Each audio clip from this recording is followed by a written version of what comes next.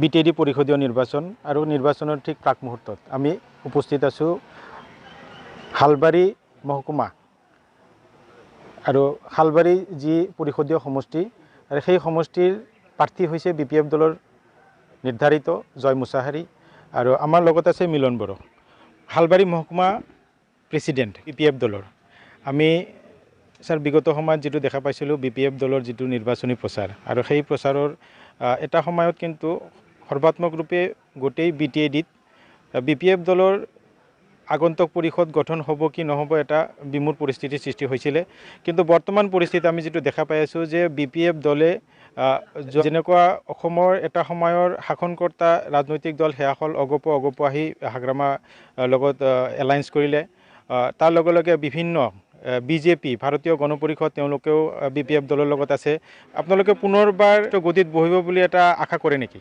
Definitely আমি 25টাতকৈ বেছি আসন পাই পেলাই একক সংখ্যা গৰিষ্ঠতা পাম পৰিষদীয় আগন্তুক নিৰ্বাচনত আৰু আমাৰ হাগ্ৰামা মহিলাৰী ছাৰৰ নেতৃত্বতে পুনৰ বিটিচিত বিপিএফ চৰকাৰ গঠন কৰা হ'ব আৰু এইবেলি আমাৰ বিশেষকৈ হালবাৰী সমষ্টিত বৰ্তমান সময়ছোৱাত যোৱাকালিৰে পৰা আমি এটা এনেকুৱা পৰিস্থিতি দেখা পাই আছোঁ যে বিগত সময়ছোৱাত জিএছপিত অৰ্থাৎ ছিল মহম্মদিয়ান ভোটাৰখিনি কিন্তু আজিৰ তাৰিখত আমি যেটো দেখা পাই আছোঁ যে মহম্মদিয়ান ভোটাৰখিনি আমি তেওঁলোকৰ মাজত যাওঁ তেওঁলোকে কিন্তু প্ৰকাশ কৰে যে এইবাৰ তেওঁলোকে বিপিএফৰ লগত থাকবে আমরা এই মুহূর্তে উপস্থিত আছি ভুকামারি বাজারে আর সেই ভুকামারি বাজারে আপনারা দেখছেন এই যে বিকালবেলার যেটা বাজার সেই বাজারে কিন্তু এখানে বহু লোকের সমাগম হয় সময় যেরকম ভাবে মানুষ কম আছে চাই কি আমার দেশে কোনো জানি হাই গেছে হয় না যে সবে মিলে খানাকে দেশটা উন্নত অনেকে আমার রাস্তাঘাটে ঠিক অনেকে এটাই রাজনীতি আমাদের রাইট আমাদের কোনো কেসাল ধান্দাবানি না থাকে কোনোভাবেই বিপিএফ কি দিতে লাগবে মান্যবর হাগ্রামা মহিলাদের ওনার নেতৃত্বই ভালো আমরা নাঙ্গলকেই চাই বড় অনাবরর যেটা ঢেউ এটা অনাবরণ নামে যেটা সংগঠন আছে জিএসপি বলে ওনারাই এই মানে বিভেদটা আনছে বড় মানে অনাবরণ অ্যাকচুয়ালি বিপিএফের মাঝখানে কিন্তু বড় অনাবরণ নামের কোনো এটা নাই সংজ্ঞা নাই বিপিএফের উদ্দেশ্য লক্ষ্য একটাই যে আমাদের এখানে সব জনগোষ্ঠীর মানুষ বিভিন্ন ধর্মর লোক একত্রিতভাবে আমরা বসবাস করা লাগে আর আমাদের একটাই এটা হলো আমাদের বিটিএডি বিটিসি এখানে বড় অনাবরণ কোনো কথা নাই এবার বড় অনাবরণ কোনো ঢেউ নাই বড় অনাবরণ মাঝখানে এই কথাটা খুব লজ্জাজনক বড় অনাবরণ রাজনীতি করা নাই আমরা বড় মুসলিম বেঙ্গলি এবং যে কোনো জাতি আছে সবাই আমরা সহ মিলে যেরকম হাগ্রামা সহ মিলে রাখছে এরকম হাগ্রামার দলে আমরা সহ মিলে থাকতে চাই আর হাগ্রামার দলই আমরা সরকার চাই যেহেতু এবার ইলেকশনের বিষয়ে জানাছি অনাবর ঢৌ এবার আমার অনাবর ঢৌটো আমার ইয়াতে নাই বর্তমান আমার সবে রাইজে তারমানে আমার চাইদা ইথান আমার হাগ্রামা সরকার লাগবে তারমানে আমি সবে মিলে জনজাতি তারমানে মিলাই থাকবো যে আমি সরকার বানাবো ইয়ার কারণে আমি রাইজে এটিয়ে চাইছে আমার একো বেলেগ নাই আমার ভোটটা কাকে দিলে ভালো হয় এইবার ভোট আমরা হয়তো বিগত দিনে অনাবরকে ভোট দিয়েছি তো অনাবর আমাদের মাঝখানে বর্তমান কোনো ধরনের হয়তো তারা যে আমাদের কোনো সমস্যার সমাধান করব তার কোনো সম্ভাবনা নাই আগেও নাই আর পরেও নাই তার মানে আমাদের কথা এটাই যে আমরা 60-70% অনাবর লোক তো 70% অনাবর মানুষের যদি একটা জনগোষ্ঠীর কাছে আমরা নত স্বীকার করে থাকতে লাগে গণতান্ত্রিক ব্যবস্থা আছে গতিকে ইউপিপিএল দলের বিরুদ্ধে আমরা ভোট সাব্যস্ত করি যাতে এই বিটিআর চুক্তিটার এই ধারাগুলো কার্যকরী করতে না পারে সেই ব্যবস্থা আমরা গণতান্ত্রিকভাবে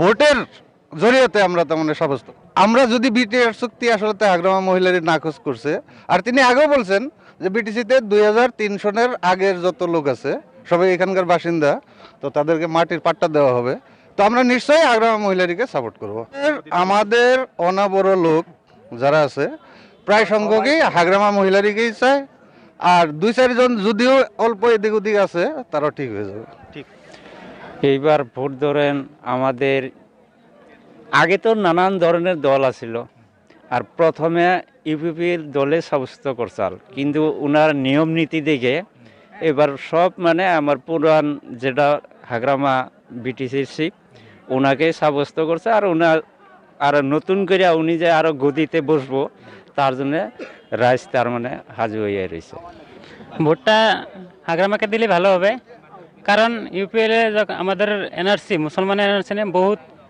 করছিল, সেই জন্য মুসলমান এখন ইউপিএলকে পছন্দ করে না। এনআরসি বহুত নাম কেটে দিছে অনেক লোকের, সেই জন্য ইউপিএলকে পছন্দ করে না, সেই জন্য হাগ্রামাকে আবারও চিফ বানানো হবে। এই ক্ষেত্ৰত আপোনালোকে কিমান দূৰ আশাবাদী? আমি এটা কথা স্পষ্টভাৱে জানো, বিগত বিটিচিৰ নিৰ্বাচনত 2015ৰ যিটো নিৰ্বাচন, তেতিয়াৰ যিটো পৰিৱেশ আৰু আজি 2020ৰ যিটো পৰিষদীয় নিৰ্বাচনৰ পৰিৱেশ, এই পৰিৱেশৰ মাজত আকাশ পাতাল ডিফাৰেঞ্চ আছে। কাৰণ 2015 চনত বিভিন্ন ঠাইত আদিবাসী ধৰ্মীয় সংখ্যালঘুবিলাকৰ মাজত কিছুমান ভাতৃঘাতী সংঘৰ্ষ হৈছিলে। সেই সংঘৰ্ষৰ পিছত কিছুমান সুবিধাবাদী ৰাজনৈতিক নেতাই বড়ো অবড়ো দুটা জাতি সৃষ্টি কৰি পেলাই অবড়ো ৰাজনীতি তেওঁলোকে জন্ম দিছিল।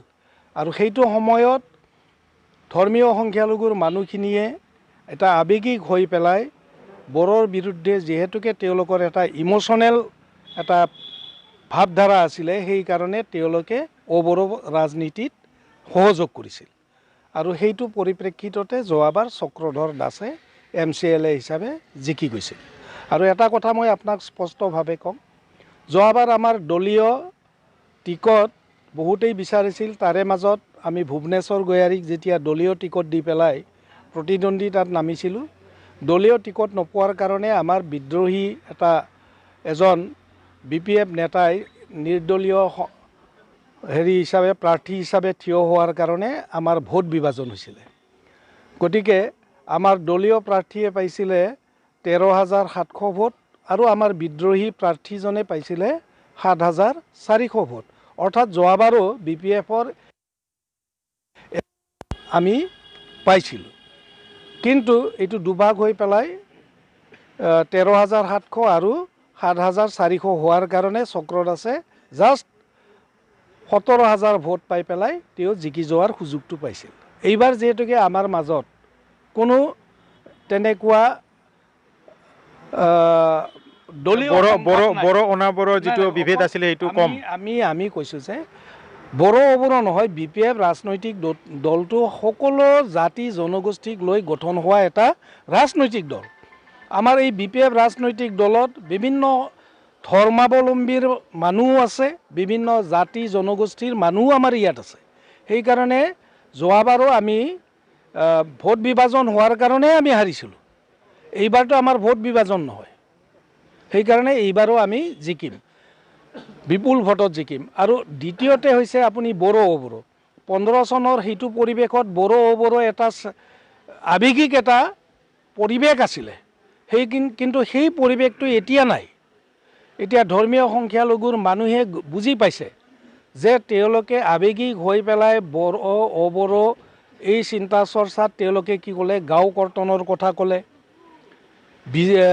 তেওঁলোকে জিকিব পাৰিলে BTC স্ক্ৰেপ কৰাৰ কথা ক'লে। গতিকে সেইটো কথাতেই বিশ্বাস কৰি পেলাই তেওঁলোকে যোৱাবাৰ অবড়ো ৰাজনীতিৰ প্ৰতি আকৰ্ষিত হৈ চক্ৰদাসক ভোট দিছিল। এইবাৰ কিন্তু সেইটো পৰিৱেশ নাই। সৰ্বাত্মক ৰূপে আমি গোটেই BTCৰ কথাটো ক'ম যে এইবাৰ BJPয়ে কৈ আছে তেওঁলোকে 100% চৰকাৰ পৰিষদ গঠন কৰিব। এই ক্ষেত্ৰত আপুনি এজন BPF দলৰ নেতা হিচাপে কি ক'ব? চাওক, মই সুদীৰ্ঘ আজি 30 বছৰ ৰাজনীতিত আছোঁ। গতিকে নিৰ্বাচনত নামিলে সকলোৱে জিকি পেলাই চৰকাৰ গঠন কৰাৰ সপোন লৈয়ে নিৰ্বাচন খেলে। এতিয়া এই BJP দলে ইয়াত সাংগঠনিক কোনো এটা নাথাকাকৈ তেওঁলোকে কৈছে যে তেওঁলোকে এইবাৰ চৰকাৰ গঠন কৰিব। অৰ্থাৎ এটা কথা আমাৰ চিফ ডাঙৰীয়াই কৈ আছে, পৰ্বতত তেওঁলোকে কাছকণী বিচাৰিছে। BTCত BJPৰ কোনো ভেটিয়ে নাই। BTCত ভেটি নোহোৱা BJPয়ে কেনেকৈ চৰকাৰ গঠন কৰিব? কিন্তু আজিৰ তাৰিখত যিটো দেখা পাইছোঁ BJPৰ যিসকল কাৰ্যসূচী বা তেওঁলোকৰ যিটো মেল মিটিং যথেষ্ট পৰিমাণে মানুহৰ সংখ্যা হৈছে, এই ক্ষেত্ৰত আপোনালোকে কেনেকৈ এইটো ভাবিব পাৰে? চাওক, আমাতকৈ আপোনালোকে ভালকৈ জানে BJPৰ যিবিলাক নিৰ্বাচনী সভা, সেই নিৰ্বাচনী সভাত BTCৰ বাহিৰৰ পৰা BJP কৰ্মী আনি পেলাই তেওঁলোকে নিৰ্বাচনী প্ৰচাৰ চলাই আছে। আৰু সেইখিনি মানুহ দেখা পায়ে তেওঁলোকে ভ্ৰম বকা আৰম্ভ হৈছে যে তেওঁলোকে বিজেপি কি BTCত বিজেপিয়ে চৰকাৰ গঠন কৰিব। এইটো ভ্ৰমৰ বাদে একো নহয়। স্যাৰ হালবাৰী সমষ্টিত বিজেপি এইটোতো বিজেপিৰটো আৰু চিপৰাং মাৰা পলিটিক্সটো থাকেই। তেওঁলোকে নিজৰ ভিতৰতে চিপৰাং মাৰা পলিটিক্স কৰে, নকৰে জানো? যিবিলাক বিজেপিৰ লিডাৰ আছিলে আগৰ, তেওঁলোককে চিপৰাং মাৰি বৰ্তমানৰ বিজেপিয়ে এতিয়া তেওঁলোকৰ নাম নিচান নোহোৱা কৰি থৈ দিছে। গতিকে হালবাৰীত তেওঁলোকে চিপৰাং মাৰা পলিটিক্স BPFৰ বিৰুদ্ধে তেওঁলোকে নিশ্চয় কৰিছে। বিজেপিৰ মুখপাত্ৰ জয়ন্ত মল্ল বৰুৱাই এষাৰ কথা কৈছিল। কি কথা কৈছিলে? যে BPFক তেওঁলোকে বেয়া পোৱাৰ কাৰণ হ'ল যে আমাৰ BPF প্ৰধান হাগ্ৰামা মহিলাৰী ছাৰে BTCৰ চিফ হিচাপে সকলো জাতি, সকলো জনগোষ্ঠী, সকলো ধৰ্মাৱলম্বী মানুহক তেওঁ সন্মান প্ৰদৰ্শন কৰে, সকলোৰে তেওঁ সকলোকে সমান দৃষ্টিৰে চায়। সেই হিচাপে ঈদৰ সময়ত ইফতাৰ পাৰ্টিত আমাৰ হাগ্ৰামা মহিলাৰী ছাৰে ইফতাৰ কৰে। একেলগে ধৰ্মীয় সংখ্যালঘু মানুহৰ লগত একে শাৰীতে বহি পেলাই তেওঁ নামাজ পঢ়ে। সেইকাৰণে বিজেপিয়ে আমাৰ BPF প্ৰধান হাগ্ৰামা মহিলাৰীক আগৰ পৰাই বেয়া পাই আহিছিল আৰু সেইকাৰণে আমাৰ লগত বন্ধুত্ব ছেট কৰাৰ কথাটো।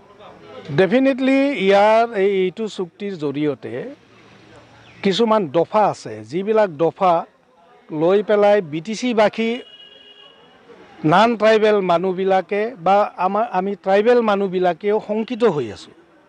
এই যে জৰীপ নোহোৱা যিটো ব্যৱস্থা, মই জানাত অসমত জৰীপ 1962 চনত এবাৰ জৰীপ হৈছিলে। 1962 চনৰ পিছত আজিলৈকে অসমত জৰীপ হোৱা নাই। গতিকে জৰীপ নোহোৱাৰ কাৰণে BTC-বাসী বিভিন্ন ৰাইজে চৰকাৰী কিছুমান মাটিত তেওঁলোকে দখল লৈ পেলাই আছে বা গাঁও পাতি আছে।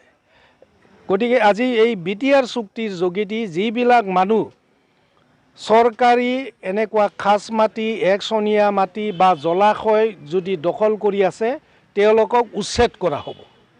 গতিকে এই চুক্তি কৰি অনা এই দফাটোৰ কাৰণে BTC-বাসী ট্ৰাইবেল, নান ট্ৰাইবেল সকলো মানুহ শংকিত।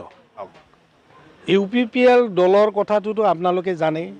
তেওঁলোকে কৈছে এই দফাটোক তেওঁলোকে উল্লেখ নকৰাকৈ কৈছে যে ইয়াত আমি সকলো জাতি জনগোষ্ঠীয়ে ইয়াত সমিল মিলেৰে থকাটোকে UPPLে বিচাৰিছে। এই মিছা কথাষাৰ তেওঁলোকে কৈছে।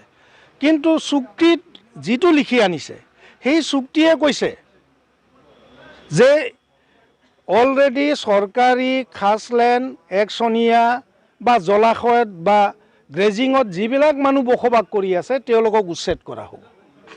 গতিকে এই উচ্ছেদ অভিযানটো চলায় তেতিয়া সাধাৰণ ৰাইজৰ মাজত প্ৰতিক্ৰিয়া হ'বনে নাই, সংঘাত হ'বনে নাই? ঠিক তেনেকৈ আজি বিজেপিয়ে নিৰ্বাচনী এই সময়ত তেওঁলোকে কৈছে ভূমি পাট্টা দিব, কিবা দিব। তোমালোকে ইমান বছৰ থাকিলা ক্ষমতাত, তোমালোকে জৰীপটো কিয় নকৰিলা? জৰীপ কৰাৰ দায়িত্বটো কিন্তু BTC চৰকাৰৰ হাতত নাই, আসাম চৰকাৰে কৰিব লাগিছিল। আসাম চৰকাৰৰ দায়িত্ব আছিল জৰীপ কৰা। জৰীপ কৰি পেলাই তেনেকৈ কোনবিলাক চৰকাৰী মাটিত কোন মানুহবিলাক কেনেকৈ বসবাস কৰি আছে তেওঁলোকক পাট্টা দিয়া ব্যৱস্থাটো অসম চৰকাৰে কৰিব লাগিছিল। অসম চৰকাৰে নকৰা কামটো অকল এতিয়া BTC চৰকাৰৰ পিনে ঠেলি দি তেওঁলোকে ৰাজনৈতিক সুবিধাবাদী যিটো চৰিত্ৰ সেই চৰিত্ৰটোহে দেখুৱাইছে। BTCৰ বাহিৰৰ অসমতো বিভিন্ন চৰকাৰী খাছলেণ্ড, একচনীয়া মাটিত জলাশয় দখল কৰি পেলাই বসবাস কৰা ঢেৰ উদাহৰণ আছে। কাৰণ আমাৰ অসমত কি আছে? গৰা খহনীয়া প্ৰব্লেম আছে। এই খহনীয়া পীড়িত ৰাইজ এতিয়া ক'ত বসবাস কৰি আছে? ক'ত বসবাস কৰি আছে? চৰকাৰী একচনীয়া মাটিত, খাছ মাটিত। গতিকে এইবিলাক যিহেতুকে জৰীপ হোৱা নাই, সেইকাৰণে অসম চৰকাৰে আজিলৈকে এই চৰকাৰী মাটিত বসবাস কৰা ৰাইজক মাটিৰ পাট্টা দিব পৰা নাই। তাৰ কাৰণে কি BTC চৰকাৰ দায়ী? তাৰ কাৰণে কি BPF দায়ী? তেওঁলোকৰ এই অসমত চৰকাৰ চলাই থকা বিভিন্ন ৰাজনৈতিক দলৰ কি তেওঁলোকৰ কি এইটো দায়িত্ব নাছিলে? কিন্তু এইবিলাক কথা BTC-বাসী ৰাইজে বুজি পায় এতিয়া। যদি পৰিষদ গঠন কৰে লগত কি বিজেপি থাকিব? নাথাকে, কাৰণ আমি একক সংখ্যা গৰিষ্ঠতা লৈ পেলাই যিহেতুকে BPF-এ BTC-ত পৰিষদীয় চৰকাৰ গঠন কৰিব, গতিকে ইয়াত বিজেপি বা অন্যান্য দল থকাৰ কোনো প্ৰশ্নই নুঠে। BPF অকলে কৰিব? BPF-এ অকলেই কৰিব, আগতেও কৰিছিল। 100% গ্যাৰাণ্টি? 100%ই আপোনাক মই গ্যাৰাণ্টি দি কৈছোঁ। সময় যথেষ্ট কম, আমাৰ আপোনাৰো কম, নিৰ্বাচন আহিছে মাত্ৰ। পুনৰাই আপোনাক লগ পাম।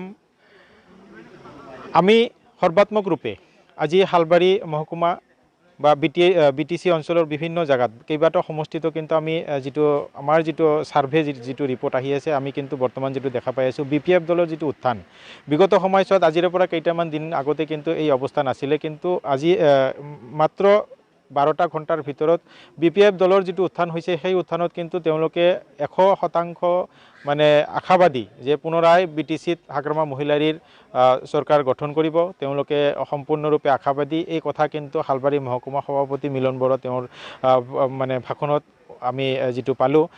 নিৰ্বাচনত কিন্তু প্ৰশাসনে কটকটীয়া এটা ব্যৱস্থা কৰিছে যাতে সৰ্বসাধাৰণ মানুহে নিৰাপত্তা থাকিব পাৰে বা তেওঁলোকে সুস্থভাৱে নিৰ্বাচনত ভোটদান কৰিব পাৰে। এয়াই হৈছে বৰ্তমান BTC-ৰ পৰিস্থিতি। আমিও বিচাৰিম তৃতীয় সত্য সংবাদৰ তৰফৰ পৰা সৰ্বসাধাৰণ ৰাইজ সকলোৱে যাতে শান্তিপূৰ্ণভাৱে এই যিটো BTC নিৰ্বাচন, এই নিৰ্বাচনত যাতে সকলোৱে নিজৰ যি ভোটাধিকাৰ, এই অধিকাৰ যাতে সাব্যস্ত কৰিব পাৰে।